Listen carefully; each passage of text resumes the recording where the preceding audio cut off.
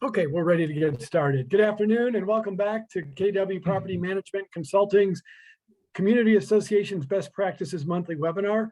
I'm your host, Tim O'Keefe, an Executive Director and Partner with KW Property Management and Consulting.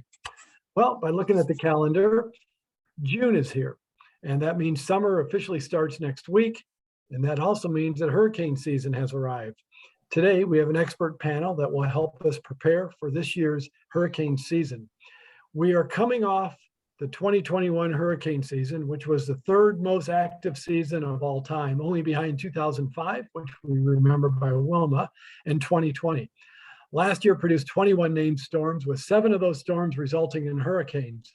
Last year's hurricane damage reached $81 billion across the world.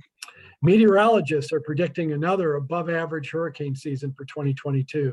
The National Weather Service is predicting between 14 to 21 named storms, with 6 to 10 of those storms potentially forming into hurricanes, and 3 to 6 of those storms could become major hurricanes. A few weeks ago, we had a dose of our first storm of the season with a tropical storm that dumped about 8 inches of rain throughout different parts of South Florida. The increase in storm activity is attributed to several climate factors, including the ongoing La Nina, which creates warmer than average sea temperatures in the Atlantic, in addition to the Caribbean and weaker Atlantic trade winds. So that's my help on being a meteorologist today. The named storms will start with Alex this year and end with Walter. There's 21 storms that have been identified, so we will start going through our alphabet once the storms get started. We have a few poll questions that you can respond to during the webinar. And if you have questions for our panelists, please use the Q&A icon at the bottom of your screen, and we'll do our very best to answer all of your questions today. Let me start by introducing our fabulous guests that we have that will help educate us on today's panel. First, we have James Russo. James, we thank you for joining us today. We know that this wasn't on your schedule initially. James is the Fire Rescue Division Chief for the City of Hollywood. James is pinch hitting for Jamie Hernandez, the Emergency and Government Affairs Manager for the City of Hollywood. Jamie knew he had a tight schedule with the City Council meeting, so like any good emergency manager, he had a backup plan, and his backup plan is James. So thanks for joining us today, James. No problem. Glad to be here. Thanks. I think you found out about 45 minutes ago you were going to be the guy, so thank you. No. He told me a little while ago, but luckily for us, this is something that I deal with quite a bit. So just to give you guys a little idea, my name is James or Jim Russo, Division Chief of Training and Special Operations for the Fire Department. So I'm responsible for training our firefighters and getting them ready for hurricane season and our emergency response, as well as I back up Jamie for emergency management in the EOC. Should we activate and we have to do some things with the EOC, I'm his backup because everybody needs a rest, right? So basically, I wanted to just come in and see what you guys were talking about, and hopefully I could give you some answers. We'll come back to you in just a minute and give you the first question of the day, okay? So thank you for that intro. Also, I'd like to introduce you all again to Brendan Lynch. Brendan is the president and owner of Plastridge Insurance. Plastridge is a family-owned and operated business founded in 1919. So for over 100 years, Plastridge has been providing stellar service to its customers throughout Florida. Brendan joined us last month to discuss the impact of insurance increases on community associations. Welcome back, Brendan. Thank you, Tim. Appreciate it. My pleasure. And Rick Dingle is Vice President with KW Property Management Consulting. Rick leads a team of professional property managers for KW and helps deliver open communication and excellent service for our customers. Rick's been on this call before and has done this particular event with me last year. So welcome back, Rick. My pleasure, Tim. Thanks for the invitation. Thank you. So James, let me come to you for the first. So you talked a little bit about your role. How does a fire rescue division chief work with the emergency and government affairs manager in the preparation for hurricane season? So what we do is we do several things. The first thing that Jamie does is we usually have a meeting basically at the EOC to get all the stakeholders from the government side involved, basically to review policy, to see what, for instance, what some of this year's predictions may be and some of the extra hurdles. Something I would say this year, an extra hurdle would be there's supply chain issues. There's also obviously financial issues, and trying to stock up on supplies are going to be a problem. But what we do is we review policy, we make any changes that need to be made. I can tell you for the citizens of Hollywood, what we did was a major overhaul to the EOC and the capabilities of the EOC. EOC, by the way, is Emergency Operations Center. I shouldn't assume that everybody knows that. So if we do activate for a disaster, in this case, a hurricane, they're going to be personnel staffing those positions in a hardened facility, whether we're working remotely and getting things there remotely because of problem areas and people that can't respond from one station, for example, we'll get people there from another station, or we have public utilities and other stakeholders that are going to be there, and we could all be in the same room. And then we could also use the web EOC, which is a computer program to try to get resources to people from other areas of the county. So we go over those plans, we address anything that gets that looks like it needs updating, and then we'll talk about potential for this season. Like this year, Jamie had the representative from NOAA come in and kind of give us the rundown on what they expect to happen this year. So clearly, effective communication is very important when it comes to any emergency situation, including hurricanes. So can you tell us what should go into the thinking of a community association or the city to prepare for hurricane plans and the communication plan behind that? Well, a couple things come to mind, especially just reviewing our stuff. In this day and age, in these, what's the famous quote, the challenging times that we're facing, there's some extra issues. So the biggest thing that I would say is we need to look at when you guys are making a plan, it has to be just that, a plan. In other words, we're not putting all this stuff on paper and then not doing any of it until we get those warnings from the media and all the hype.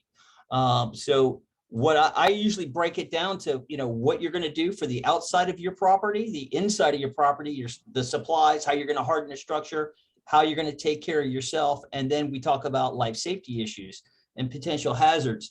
But from a planning standpoint for a community, not only do you guys need to look at, personal properties, but like I live in a gated community, and obviously there's your common areas and things like that need to be addressed.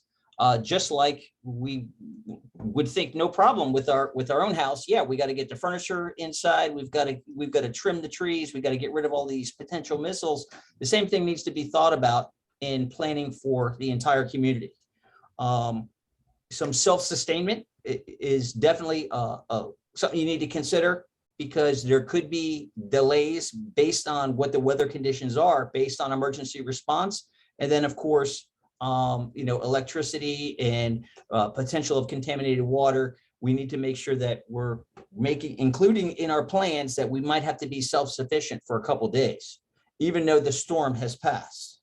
So James, you mentioned early on in the conversation that there's some challenges this year with supply chain issues. What are the materials that are going to be harder to find and get if we do find ourselves in a hurricane situation, and what's the best way to prepare for that? Well, I could tell you, I was just overall thinking, everything is a little bit harder to get, right? And there's a little bit less of everything. So that's why it's important to try to plan on getting these things like the plywood. Plywood is always in high demand. It's definitely in demand now. And I can tell you, and I know this just from training firefighters, because we buy a lot of plywood to cut up, it's expensive. So costs are up, with hardening the outside of your house, you're using tools, you're using things from Home Depot.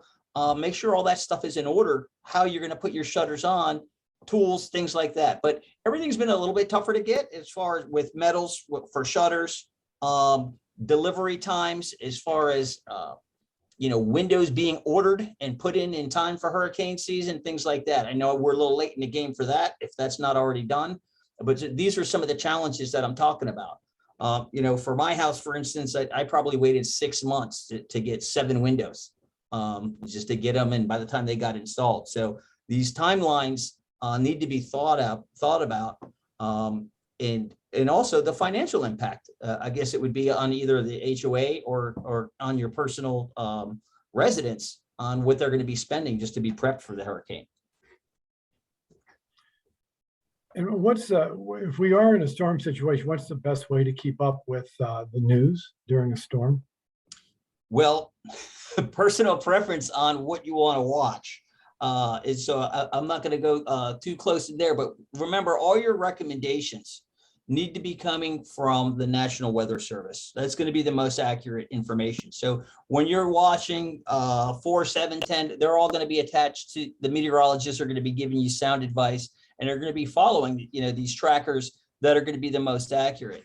I would caution people to not get too crazy about looking at those, what we call the spaghetti model trackers, and the couple of different divergence of where that's going to go. Remember, there's got to be leeway on either side of that storm. And remember, even if you're not getting the category 2, category 3 storm, you're either going to be getting category 1 or tropical force winds. You can still do a lot of damage, and there's still going to be standing water and a lot of the same hazards. So you need to take that approach for sure. And Rick, when we're talking about community associations, condos, and HOAs, what's the right time to start planning for it? And how does what's KW's approach to plan for the particular property to get ready for hurricane season? Yeah, good question, Tim. Actually, we started March, April as a company. We wanted to make sure that we had all of our ducks in a row and that we put together all of our hurricane manuals. Each manual obviously is tailored specifically for a particular property because no two properties are the same. And as we roll forward to the beginning of hurricane season, we have a board meeting, and at some point in time, we're on the agenda and we discuss the hurricane plan, and it's actually approved in a duly noticed board meeting and does become part of the record. So we go through the process early on, and that speaks to a little bit about James's comment about getting supplies, making sure early in the game that you're prepared, because the closer you get to season, the more anxious people become and supplies start to dwindle. So it's our protocol, if you will, to start early, make sure you've got your plans in place, the manual's been approved, training's taken place, everyone knows what to do. And you referenced, Tim, earlier, the tropical storm we had a couple of days ago. It was a great dry run, pardon the pun. However, it was a great opportunity for us to really test how good are we. And the thing that we did after that was we debriefed in all of our communities. We had the team get together and talk about what worked and talked about what didn't. So we're working on those things that didn't work very well so we can close those gaps. But we started process early on March, April, Tim. What kind of testing do we do? You mentioned that, there's testing that goes on during this planning process. What's the testing trying to accomplish? So a couple things. Clearly, we want to make sure that our generators are functioning properly. Normally, when we do our generator tests on a weekly basis, the generator is idling. So yes, it turns on and it's running and it's making all the noise and doing all the things it's supposed to do. But at some point in time, that generator needs to be put under load, which means it goes into the actual functioning of what it should do when the system shuts down, and the generator has to run the things that it needs to in the common areas. So that's really when the rubber meets the road, to make sure that the generator is functioning properly under load. And if it isn't, you need to contact your vendor, your provider, to make sure they come out and make sure it's running correctly. And make sure you have as much fuel as you think you have, right? Absolutely. That's also one of those things that's obviously expensive, as we have seen lately, and in short supply. And as you speak about vendors, you want to make sure that you have a response program in place with vendors.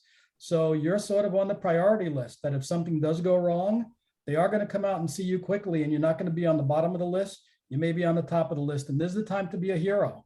In your property, as a property manager or a board member, this is the time to shine, to show that the homework's been done, the training's in place, you've got the best interest of the community at heart, and the plan worked. And so you're better off than the people are next door. And not a bad idea for a board member to start asking questions about where they fall on the pecking order or priority in the event that it's an extended storm, generator fuel runs out. Not everybody's a KW customer on this call, but is your management company, or if you're self-managed, do you really have access to fuel? Because you need to bring that diesel truck in and refill that engine that runs the diesel and that runs your generator. Yeah, you're right. So You want to good make time. sure, yeah, all those providers that you've already got agreements with. Some of them obviously are no cost to sign an agreement, but you need to make sure that you're at least lined up with all the proper providers. So at least you are on a list. So you do get a chance to get that response that you need. So Rick, you talked about, about the importance of talking to vendors. Speak a little bit specifically about some of the vendors that you may want to have a plan with, as far as whether it's your attorney, your insurance agent like Brendan, we'll get to Brendan in a minute, maybe a public adjuster, a water restoration company, and having a contract in advance so you know you're a priority to them, security company that could help you maybe provide staffing, the landscaping vendor you use. Talk a little bit about some of those vendors that you think are most important and how you want to align with them before a storm ever hits. Yeah, Tim, you basically touched them all. And particularly you mentioned, Brendan with insurance. They're one of the most important associations that you could have with a professional.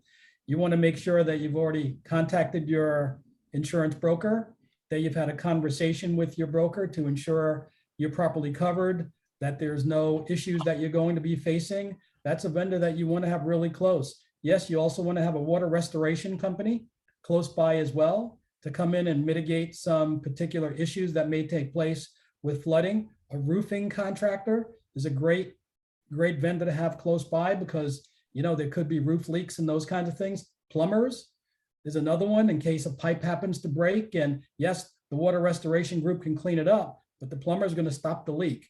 But also importantly, internally, you should have your own emergency plan. James talks about the emergency plan they have in the city of Hollywood. You should have your own emergency plan in place for your particular association. And it should be a book. And that book should sit at the front desk or in the manager's office where it's accessible to everyone, including security. So in case something happens, they know exactly what to do and how to begin to mitigate a loss. So some of the vendors you talked about, Tim, clearly are on the top of the list. And so Brendan, what is the best advice you can provide to community associations to prepare from your perspective from storms? I know in the past we talked about taking photos and things like that. Like, can you give us a bit of a rundown from the insurance perspective? Like, if you call me 2 years after the storm and say you had a damage, that's one thing. But like, what can you do immediately to prepare for the storm, kind of before and afters? So Tim, significantly in advance of any event and before hurricane season even starts, I think that a good starting point is to make sure that you have cash on hand, whether that's a line of credit or a reserve or some type of funding, because my company, we had around 700 million in claims just from Wilma, a significant amount of claims.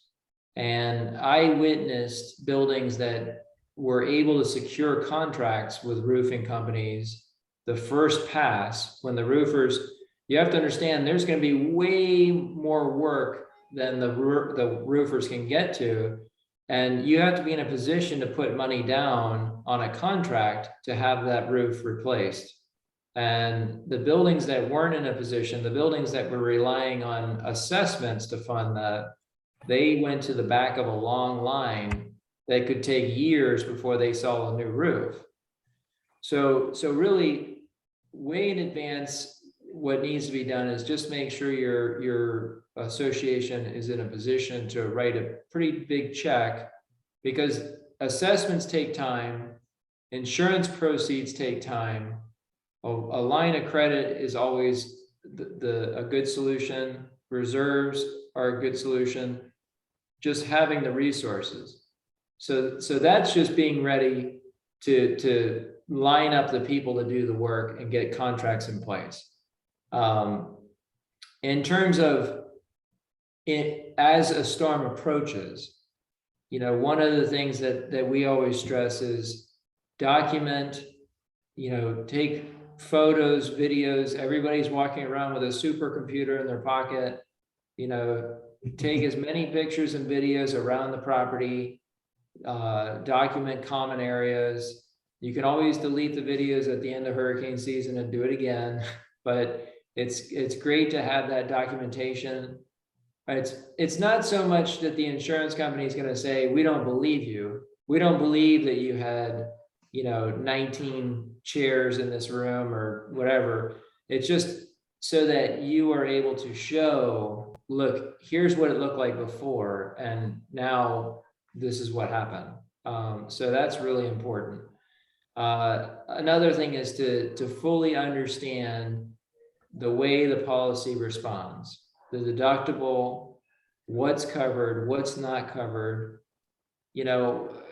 It still surprises me when I get phone calls when we have a storm like the last storm that went through that basically ruined our weekend. Yes, we got a lot of rain. I don't think we had a single claim. I didn't get any calls.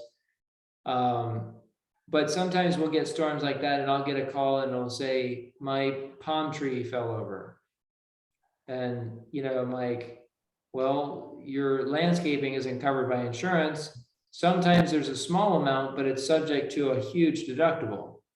So understanding how that policy works is important. All right, thank you. We'll come back to some of the policy issues that we have, because I know we have some questions on that as well. But Jim, question for you. So what happens when in a storm, when you've got an area that is in an evacuation zone? Exactly what does that mean? And what is the responsibility of the owner if they move out or don't move out when they're in an evacuation zone?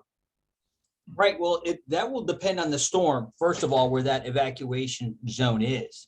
So depending on the strength of the storm, that the evacuation zone might just be the barrier islands, where we have all the condos and you guys have some properties, or it might be onto federal.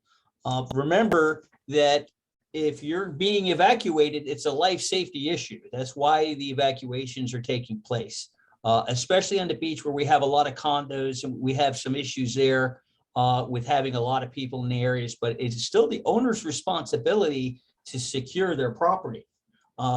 Remember, what hazards are around your property or what some of your vulnerabilities are going to be, or if you're in a condo, you might have very limited outside vulnerability. But remember, you're supposed to secure your own property. I saw that you guys have already mentioned a couple of the other good things too, that just knowing your policy, the cash on hand, a lot of good ideas here. But remember, it's your property. You should be able to take care of your property or secure your property to the best of your abilities. Now, I would defer back to you guys on the event of some of the common areas and what happens and who's responsible. I guess it would depend on the individual properties, on who are the key players for those. But the evacuation, we got to go. The management team at properties will be responsible for securing the properties if they use a management company. Otherwise, self-managed buildings will have to use the team to do that. What happens if you're in an evacuation zone? We knock on your door, you have to leave. They say, I'm writing it out. What happens if it gets really ugly and they call the city and say, hey, James, Jim, I need some help here. Like it's life or death. What do you tell someone to move out knowing that they're in an evacuation zone? Number one, will you even answer the phone? Or are you at home securing yourself? Yeah, well, that's funny you should say that. What we do, part of our planning is we give our guys and girls opportunity, hopefully a couple a day out before the hurricane one even hits, because remember, our personnel are going to be stuck on shift. So we give them time to go home and do it. But it depends on when the call comes in. To answer the question, we rely heavily on PD, on the police department, to enforce some of these evacuations. The predicament that I don't want people to get in is you have to realize that once the storm starts to get gusts of 35 miles an hour and sustained winds 35, 40 miles an hour, the fire department and the police department is going to stop response. there's going to be a period of time where you're not going to be able to evacuate once you see that now it's getting too bad, or now we have compromise in the building or high standing water. That's why I'm trying to relay the message that we need to heed the warnings and get out. And remember, we need to get out in a timely manner, not wait to the last minute, which I know is human nature, because you don't want to leave your property. You want to see, hey, how is this going to play out? Maybe we can ride it out here. And I caution people against doing that.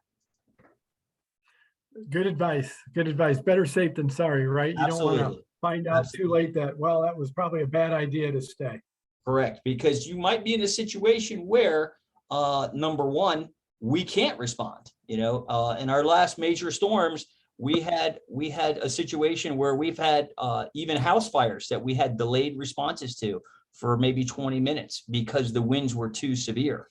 And then the other thing to look at, just from my own personal experience, I know in the condos, we're looking at a couple days of generator power that we can operate the elevators and everything else. However, there is a breakover point there where if you don't have fuel deliveries for the generators and everything else, now you've got a life safety situation, because we've got a condo full of people or an expanded residence, and now we've got people trying to just to access these patients. If we have to, do some emergency services, it's really tough. It's really tough in some of these, especially with these vertical challenges in the high rise. We've talked about some of these different topics, and our poll questions are pretty reflective of what we've discussed so far. So I want to review some of the results of our poll questions so far. One was, does your property have a formal hurricane plan? 61% said yes, 39% said no. So for those that don't, you might want to check with one of your neighbors of a property and see what they've done, and see if you can't put something together if you don't have a management company to do that for you. But the management company should have done that for you. Are you concerned that your insurance carrier will drop coverage when your policy renews? 14% have said very concerned, 33% somewhat concerned. So that's about 47%, almost 50% are concerned. So Brendan, I'm going to come back to you with a question on that. And then, has your association secured a line of credit from a bank that can be used to cover unexpected losses or expenses? So back to your point, Brendan, about have cash, be flush with cash. 36% of the participants today said that they do have a line of credit. 64% have said no. So that's just kind of an interesting topic. We also talked about communication.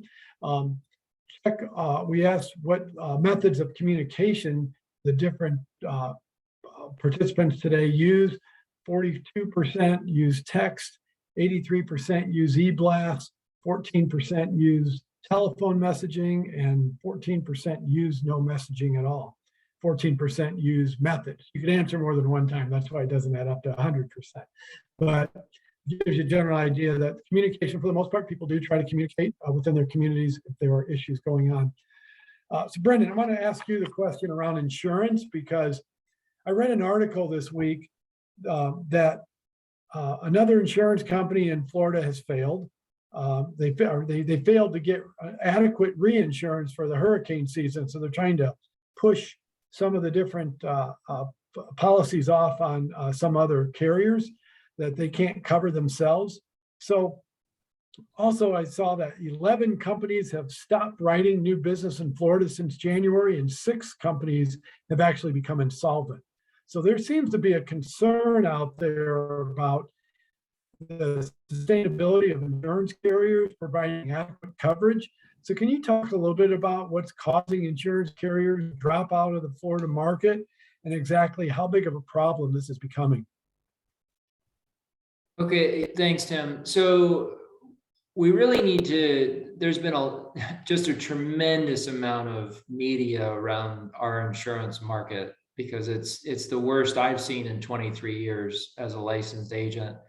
And I worked with my father for over 20 years, and he's retired, but has 54 years, and this is the worst he's seen. So we go back quite a while. And as you said in the beginning, our company's over 100 years old. It's just an incredibly difficult market. But I do want to separate kind of some of these points, because the people writing these articles are using insurance in a very broad sense.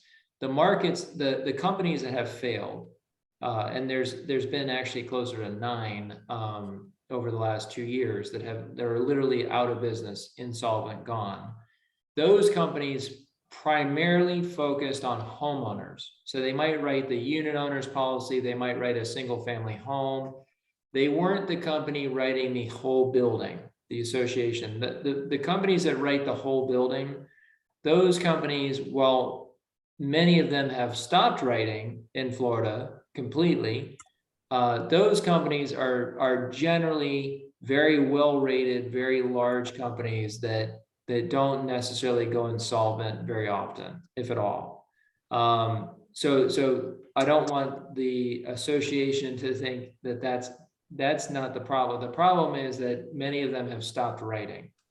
So when the unit owners are going out to try and find coverage for their own unit, which is called an HO6 condo unit owners policy, that is a difficult market as well. It's difficult to find companies right now. You know, there's other companies that are probably not going to make it either. You know, the cost of the reinsurance, the availability, it's very limited. You know, I think we're going to see some others fail on the homeowner side as well. And I think that on the association side, most associations have already placed their insurance for the year. We kind of refer to it as our renewal season, which is generally December through the beginning of hurricane season. A lot of associations don't do their insurance in hurricane season. So most have placed their coverage. Sure, we have clients that come up over the next 5 months, but certainly nothing like what we just went through with all the renewals, and it was incredibly difficult.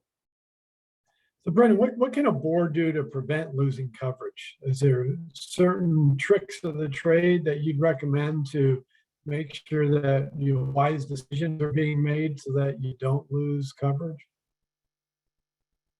So, the challenge right now is roofs, and if anyone paid attention to the special session, a lot of the conversation, roofs dominated the conversation. Insurance companies are just completely shying away from, anybody that has an older roof. You're going to get adverse selection. You're going to pay a higher premium if your building has an older roof. Now, the challenge there is, what's an older roof? Because the roofing industry will tell you that, you have a 30-year roof. Well, I'm not sure where you get 30 years out of the roof, but it's not South Florida. With our climate, our weather, our humidity, the sun, it's brutal conditions for a roof. So the roofing industry has says that this type of roof is a 30-year roof, but the reality is that a roof like that in South Florida is not going to get anywhere near 30. And that becomes a challenge because the building thinks they paid for a 30-year roof, but I liken it to the same thing as your miles per gallon in your car. Whoever gets anywhere near what the sticker said at the dealership, it just doesn't happen. And I look at the roof as the same situation. When they say it's a 30-year roof, they're saying that from an optimal situation where conditions are perfect. We have the opposite of that. We have far from perfect conditions for a roof in South Florida. So replacing your roof, hardening your building with impact windows and or shutters, that's going to position you in the market to have a much more favorable outcome.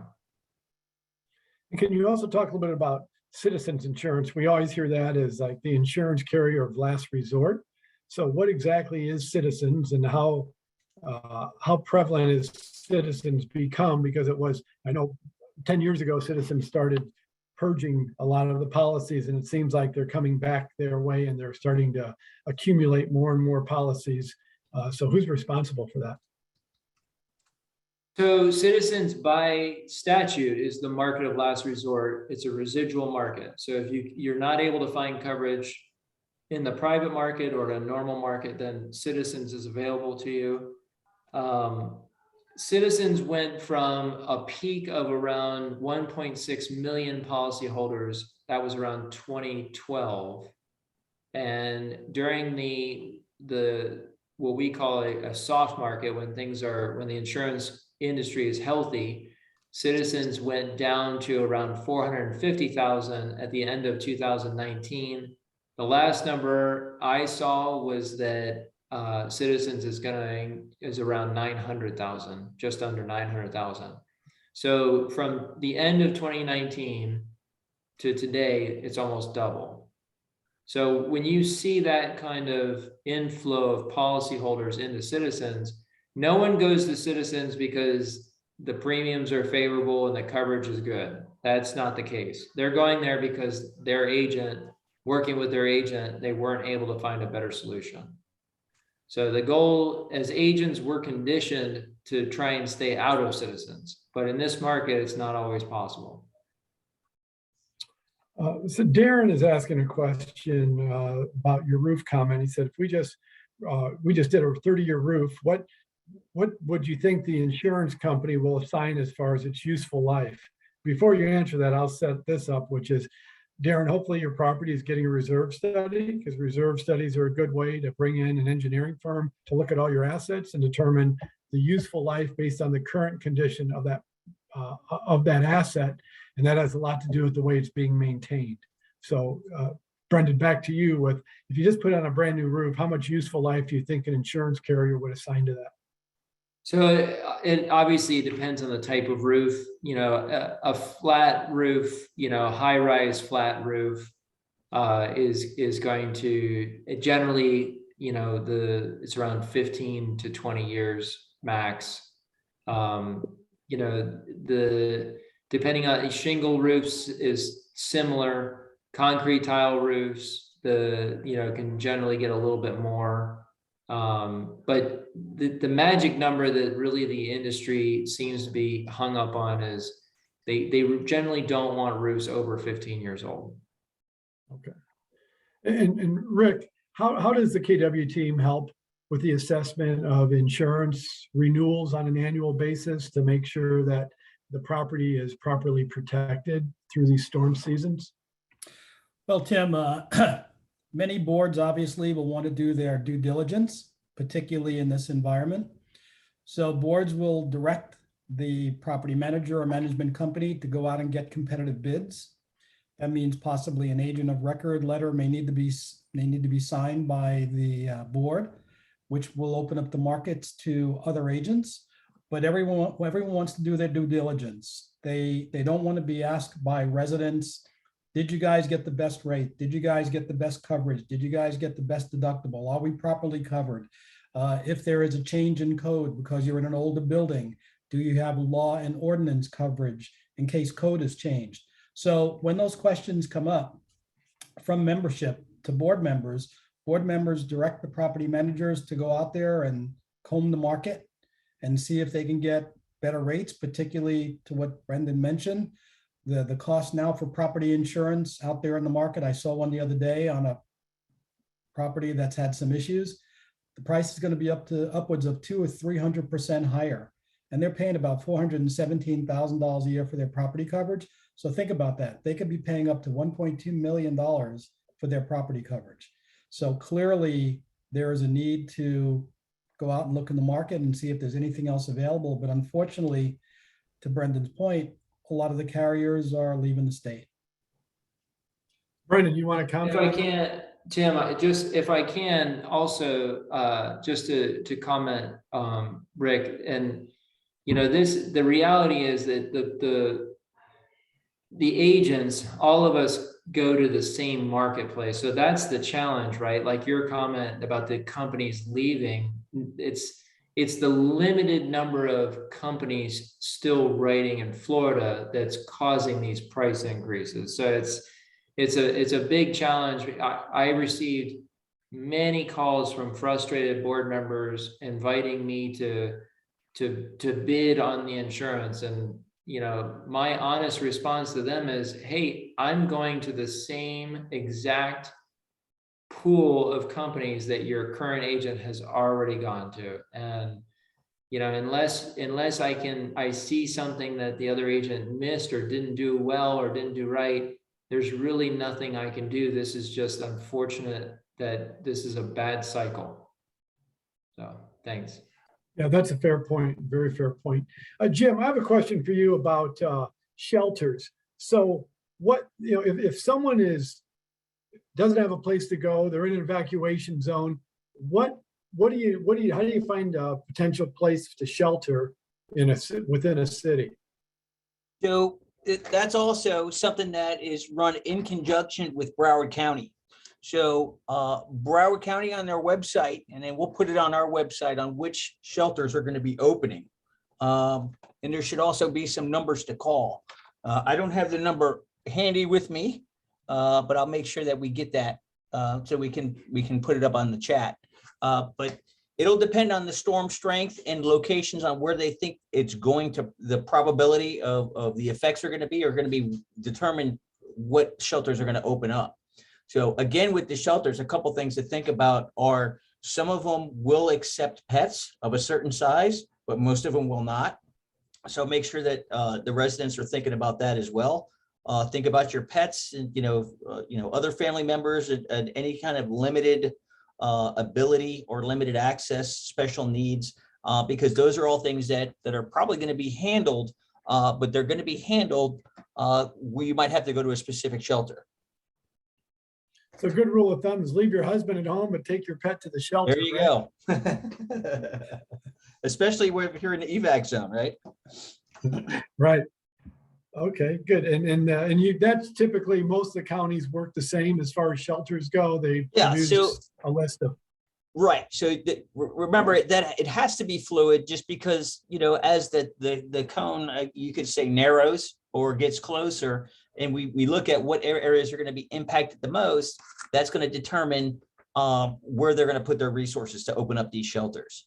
So remember, the shelters are going to be run by the county, and also you've got Red Cross personnel, you got a lot of volunteers, there's a lot of logistics that goes into it and where they can put stuff. So that's something that you're going to see on the government channels as well.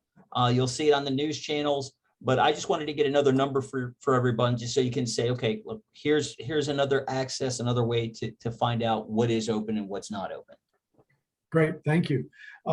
Rick, Brendan talked about landscaping and the fact that there are landscaping policies out there that are small. You're really not covering much, and most people that want landscaping insurance have potentially millions of dollars worth of landscaping, so you may only get a few $1,000s of coverage. So since you really can't cover landscaping, what is the right approach to take for your property to prepare for storms so that you can minimize damage with the landscaping that you do have on property? Yeah, good question, Tim. And it's one that a lot of people ask. So one of the things that people don't really think about is drainage. Make sure you clean out the drains, because when drains back up, obviously water is going to flood landscaping and probably kill landscaping pretty quickly. So make sure your drains are all cleaned out. We all know that when landscapers generally are cutting grass, they're using blowers. They're not picking up the grass anymore. So where's all the grass and all those leaves going? Going down the drain. So when it comes time for heavy water or storm water to try and get through that drain's going to back up and it's going to flood everything. So I would recommend taking care of drainage first. I would also look at coconuts. Obviously, we're in the Sunshine State. Palm trees grow those nice big coconuts, and those things can be flying missiles and they can do a lot of damage. So I'd make sure your landscaper is working on some things regarding coconuts. Some of your hardwoods as well, trees with big canopies. Some of those trees may need to be thinned out a bit, because obviously the bigger the canopy, they're going to hold the wind. If the wind is strong enough, it's going to break that tree right over. So just a couple things that could help people a little bit with landscaping. I would recommend some of those things. And also, please make sure that obviously it's starting to rain, sprinklers are on timers. Turn the timers off. You probably don't need to be sprinkling when, rain is pouring down in buckets. So just a couple things to pay attention to.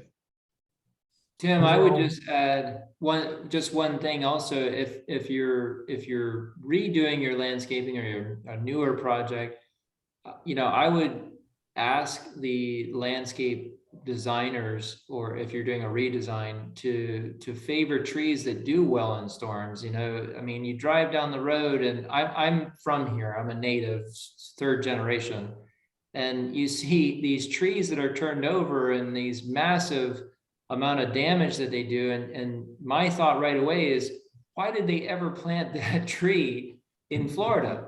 I just built a house, and I told the installer, I said, I want everything native, everything that, I don't want to deal with it. I want trees that are designed for where we live. Of course, there's beautiful exotic trees out there. Don't get me wrong. I appreciate them all. But you may have to replace those, and that gets expensive.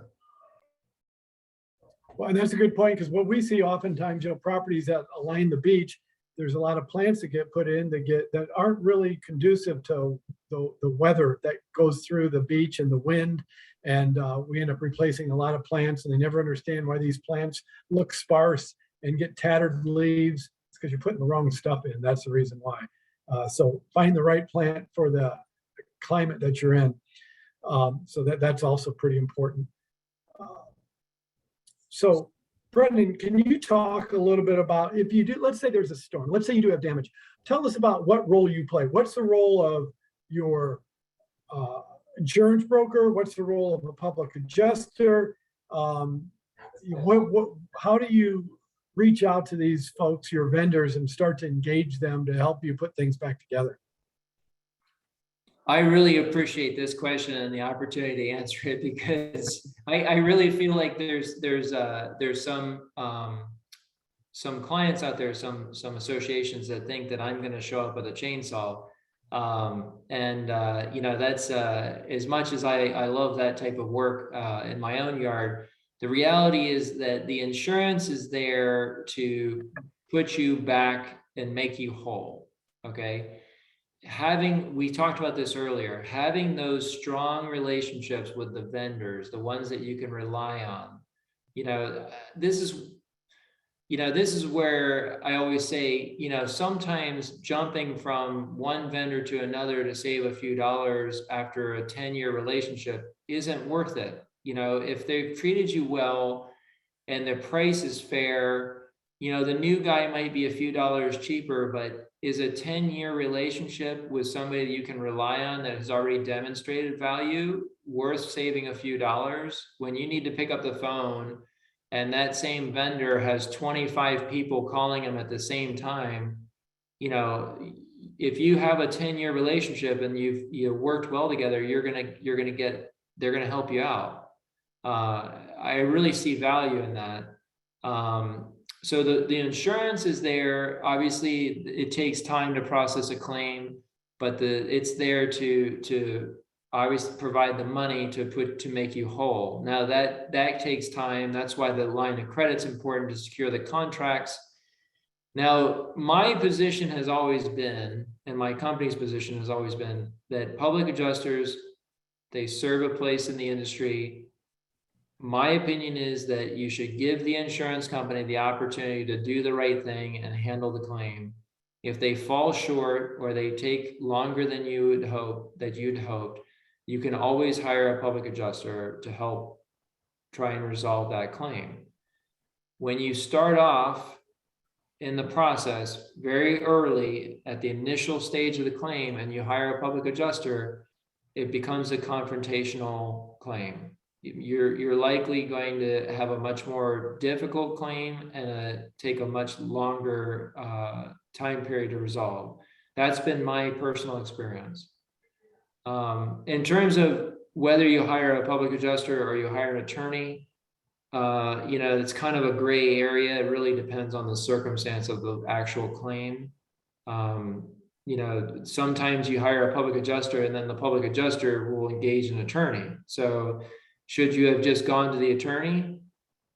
Probably. But so really that's more specific to the individual claim. So I think, thanks for clarifying that, because I think sometimes there's confusion between what the public adjuster's role is, what's the attorney's role, and they all play individual roles that might be critical or helpful to an association, but always call your insurance carrier first. So, and talk to it reminded me of something. Just talk to your agent about it. I mean, insurance agents and public adjusters, I maintain a Rolodex of public adjusters that I have seen do good work, and I'm comfortable referring if needed to clients. So we can work together to benefit the association. But in my opinion, I always say that hiring a public adjuster out of the gate on a claim is like if your neighbor ran over your mailbox and you hire an attorney to send them a letter instead of walking over and knocking on the door. It's just not the way you want to handle it. You're going to have to live next to that neighbor for a long time.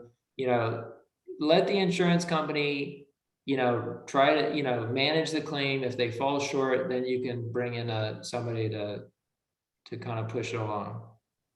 Okay, great. So we have a few minutes left today. So I want to cover a couple questions that have come in. I guess we'll sticking with insurance. I'll ask you this question. Brendan Matt is asking, how much savings can be made by installing impact windows and doors on your homeowner's insurance policy? Man, I wish I had $1 for every time I got that one. So the honest answer is that that's not really how it works. What happens when you choose to harden your building, your home or your unit or your whole association, what it does is it opens up the market. Okay, so let's say there were 3 or 4 companies that will provide a quote.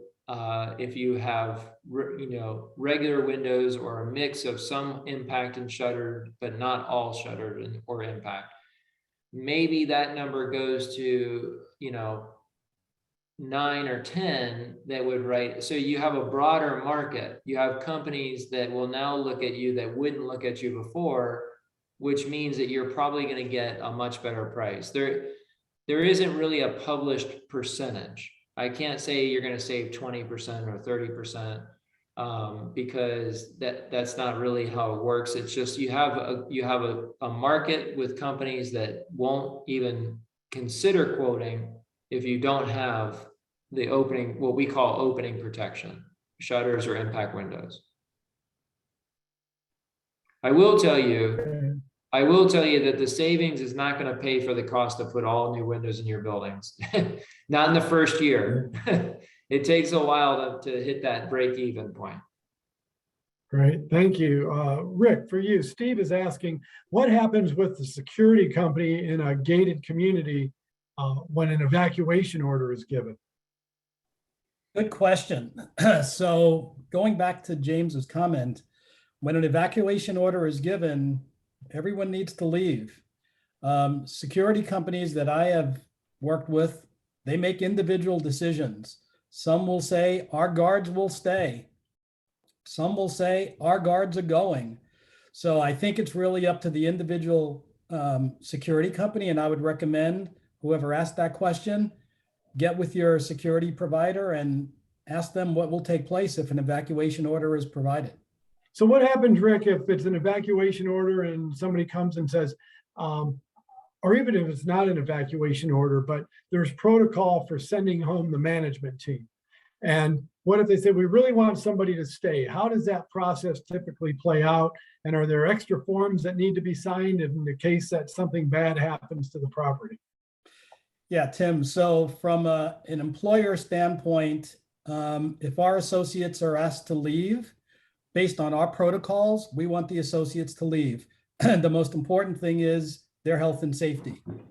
If someone comes along and demands that someone stays and someone is willing to raise their hand and say, yes, I'll stay, we then asked the associate and also the board to sign some waivers relieving, the management company of any further responsibility because we would like our associates to leave.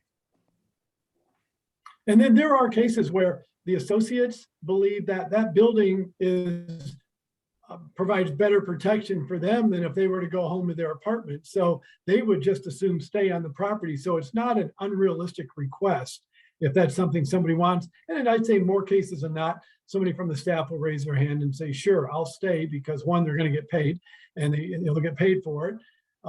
Normally, unit owners are willing to say, I'm not going to be here. You can use my unit and stay there. So it's pretty nice accommodations and oftentimes just a more safe environment than if they do go to their apartment or home that they might live in. So that's kind of the reality of that question too. That is correct. Again, from an employer standpoint, once our team is asked to leave per protocol, we'd rather have our team leave for safety reasons, but someone can raise their hand and say they'd like to stay, and that's okay. Right. So Jim, if I could ask you, I know you answered this question online, but not everybody's looking at the chat. So Helene asked, are stairwells always like a firewall? And is that a good place to go in case of a unit problem during the hurricane? So I'm glad as soon as I responded, I said said to myself, I should have waited because, if you look at the question, it can be a little vague. So when I answer the question of if we have a problem, can we go on the stairway? We're talking about a condo, correct? So if we're talking about an actual stairway, not a mid-rise where we have, partially exposed stairways, things like that, those are always going to be designed as what we call the egress and egress discharge. So they're going to be they're very structurally sound. Yes, they are fire protected. As a matter of fact, that's what we use in a high-rise fire. We'll designate one for firefighting and one for evacuation, et cetera, et cetera. So it is, if there's a problem, it is a good spot to go. Not to mention that if things get worse or if there's medical issues, you're in the right spot, because if we keep going down those steps at our own pace, then you're going to be in a position where we can get help quicker. Obviously, if there's a situation where you guys have to be in a stairway for a long time, that's obviously a compromised building. We want to try to get that information to 911 as soon as possible, so we can start, looking at options on how we're going to start sending resources that way. All right, Jim, you might be able to help answer this question that was asked, like, what's the minimum functions that a building's generator should be able to support?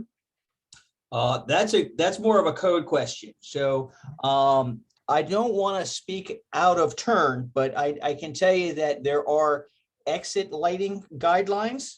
There are definitely elevator control. You have to have elevator control. But as far as the infrastructure of the building, I don't know exactly what the requirements are for how long, because I can tell you that even a couple of years ago that changed. That changed again after we had the nursing home incident, which happened to be in Hollywood. There was a standby generator there, but it wasn't maintained. And I can tell you that after that incident, there was a nationwide concern. A lot of procedures and protocols and local codes and ordinances changed. So I don't want to comment exactly. I can tell you the minimum, you've got to have lighting, you've got to have exit lighting, you got to be able to use the elevators. That doesn't mean that the elevator will not stop for another reason. Remember, if the building gets compromised, those elevator shafts are highly monitored by systems. So meaning if the system detects water, smoke, electrical issues, it's probably going to default to return that elevator to a recall, and no one's going to be able to use the elevator. That's another reason why I like the stairway idea. So Rick, what you might be able to help add to that? What do you see as the minimum requirement that a generator should be able to support? Yeah, it's quite similar to what Jim just mentioned. It's one elevator is generally functional with the generator. There's common area lighting that's generally functional with the generator. And there's not much more beyond that. I mean, anything else is not usable. And I'm sure most everyone in this call knows this, but if you're on or near a beach or in a flood zone, get your elevators up to the 3rd or 4th floor and stop them there. You don't want the elevator to be sitting at the 1st floor and have that elevator pit fill up with water and basically take your elevator out of service. It becomes very expensive to fix that. So get that elevator up off the ground, and those elevators typically aren't used then. So just some friendly advice on that. All right, gentlemen, we're at the top of the hour. So if I could ask each one of you, Jim, I'll start with you. Based on the conversation today, what's the best advice you can give a community association or board member to prepare for hurricanes this season? So I would say this, just like we started off the meeting, have a plan. If you don't have a plan, get a plan, but review your plan and start activating it early on. And like Rick said, I know he talked about the prep over at KW. One good thing that he mentioned that I really like that we do all the time in the fire service is that after action, that PIA, right? Whether it was just a little storm or a major storm, you need to see what works, and be flexible. To that plan, I like what you guys talked about with that vendor list. We do the same thing in the city. Those relationships with the vendors are huge. Put it right in your plan. Key personnel and vendor lists, and it's another resource that you have, like you said, make it accessible. Put it in the security office, keep it in the board office, and you're good to go. All right, thank you. Same question for you, Brendan. What is your best advice to prepare for hurricane season? I think that we touched on a lot, and the line of credit is really critical. I mean, it's, I always say if you flew out of Palm Beach or Fort Lauderdale after Hurricane Wilma, and you saw a lot of blue tarps on roofs, it was unlikely that those were people that didn't have insurance, or what it was is they didn't have the means to secure a contract. And so they went to the back of a line and they were waiting for the roofer to be available to replace their roof or materials. So, we keep circling back to that. That's an easy fix, I think. But I agree, having a plan in place, be familiar with your coverage, and, ask lots of questions. And if you don't have a line of credit, talk to your manager. Your management company can certainly help you get a line of credit. And Rick, same question for you. What's the best advice you can give a board to be ready for this year's hurricane season, which is supposed to be more active than other years? Yeah, Tim, the best thing that I would suggest is training. We need to make sure that people are trained. They understand what to do, when it needs to be done. That protocol and that conversation needs to take place on a weekly basis. So there needs to be some time carved out so everyone knows what to do. And also there needs to be a communication tree in place. So the manager needs to be able to reach out to the assistant property manager, the chief engineer, the maintenance team, the housekeeping team. Everyone needs to be in communication. And then lastly, a strong communications plan for the residents and the board to make sure that everybody is in the loop along the way. You can't communicate enough during an emergency or a storm, because people are left to their own devices to think about what's going on. They really look to management or the board to communicate effectively as to what the plans are going forward. So I would throw communication in there as well. Great, that's a very good point. Communication is the key to keeping people comfortable, because not everybody's in Florida during the storm. And for those people that aren't here, they want to make sure that their property is going to be okay when they come back in a couple months. So that's very important, not just for those that are in town, but those out of town. So, well, gentlemen, thank you. Today was a great conversation. You did a terrific job getting our Floridians ready for hurricane season.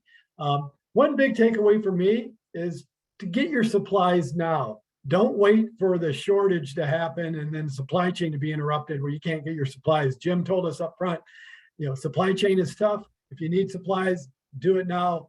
Abby from Brickell Homeowners Association actually is suggesting that, if your power is out, you may not have water. And so make sure you have plenty of water before you get into the hurricane season, that if you're going to stay in property, you want to make sure you can stay hydrated, because you may be without power for a while and it might get hot. Today's session is recorded. You can watch this broadcast again or share it with a fellow board member. You can find it at kwpmc.com. and on our YouTube channel. I want to sincerely thank all of you who joined us today. Special thanks to our fantastic panelists, Jim Russo with the City of Hollywood, Brendan Lynch, President and owner of Plastridge Insurance, and Rick Dingle, Vice President with KW Property Management Consulting. Gentlemen, thank you for taking in the time out of your day to provide public service to the Floridians that listened in. We look forward to having you join us again next month as we continue to talk best practices for community associations. Next month, we're going to focus on the special legislative session that means for all of us, funding reserves, etc.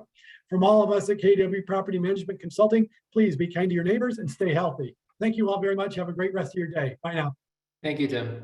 Thank you. Thank you.